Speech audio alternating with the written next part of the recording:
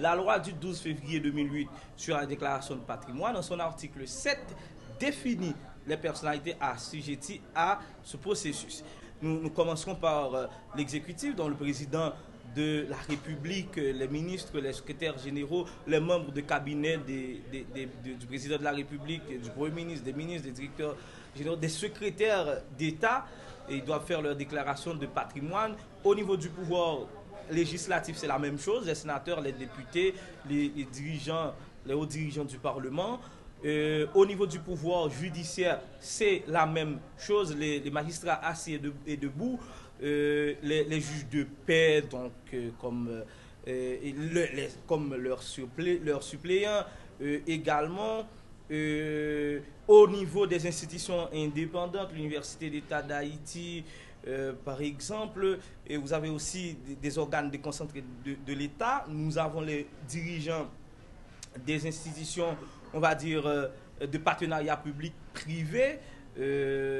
Nous avons des institutions autonomes comme l'unité de lutte contre la corruption, bien entendu, donc agents dans douaniers, agents dans CNMP, agents dans Cour des comptes, qui sont institutions indépendantes lui-même. Vous voyez, tout le monde qui est intervenu dans la question contrôle ou dans la question vérification des fonds publics, yo concerné par le processus là. Les membres des collectivités territoriales sont également concernés. Donc on a parlé de magistrats, magistrats adjoints, on a parlé tout de gros dirigeants dans mairie, comptables.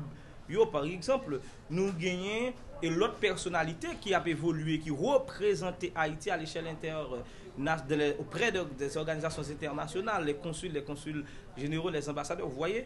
Donc, l'idée de cette loi, c'est que toute personne, alors les forces de l'ordre, nous n'allons pas les oublier, donc tout agent, et des forces de l'ordre, que ce soit de la police ou de l'armée, c'est-à-dire des forces armées d'Haïti, sont tous concernés par ce processus. Pour l'instant, nous avons environ 35 000 cadres de l'administration publique qui sont assujettis à ce processus. Le ministère de l'économie et des finances détient la prérogative légale de soustraire un cas du salaire des personnes qui n'auront pas accompli ce processus. Et entre autres, les décisions qu'un tribunal peut prendre à cet effet sont la suspension des droits civils et politiques, des droits de famille, droits de port d'âme, etc. Donc, vous pouvez être mort civilement par le simple fait de ne pas obstinément répondre à cette formalité légale.